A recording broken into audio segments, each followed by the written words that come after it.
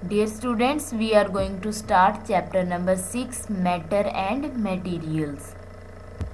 क्या आप जानते हैं कि मैटर की 3 फॉर्म कौन कौन सी हैं? मैटर की 3 फॉर्म सॉलिड, लिक्विड और gas. One of them has a size and shape that does not change unless something forces a change. Matter की इन 3 फॉर्म में से वो फॉर्म जिसका साइज़ भी होता है और शेप चेंज नहीं होती उस वक्त जब तक कोई फोर्स अप्लाई ना की जाए, उस फॉर्म का क्या नाम है? Solid. And one of them flows, और इनमें से कुछ ऐसे हैं जो फ्लो करते हैं, मीन बहते हैं.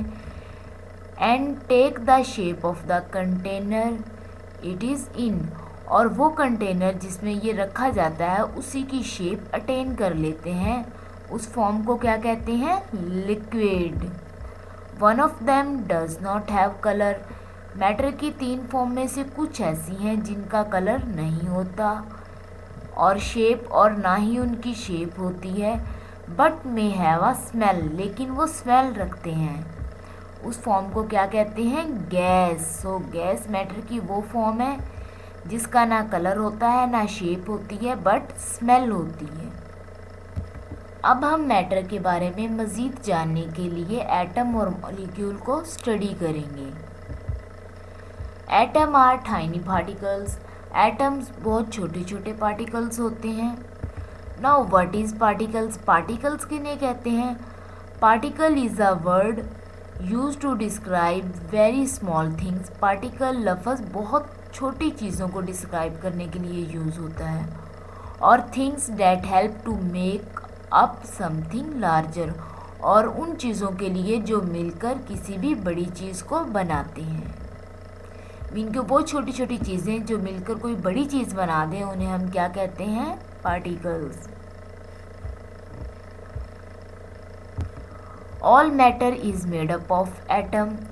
तमाम मैटर किससे मिलकर बना होता है? एटम से. An atom has a nucleus.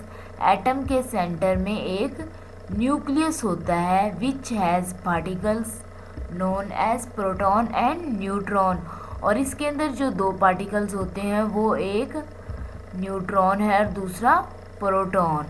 अब ये न्यूट्रॉन और प्रोटॉन कहाँ प्रेजेंट है? Inside the nucleus. ये न्यूक्लियस के अंदर प्रेजेंट है.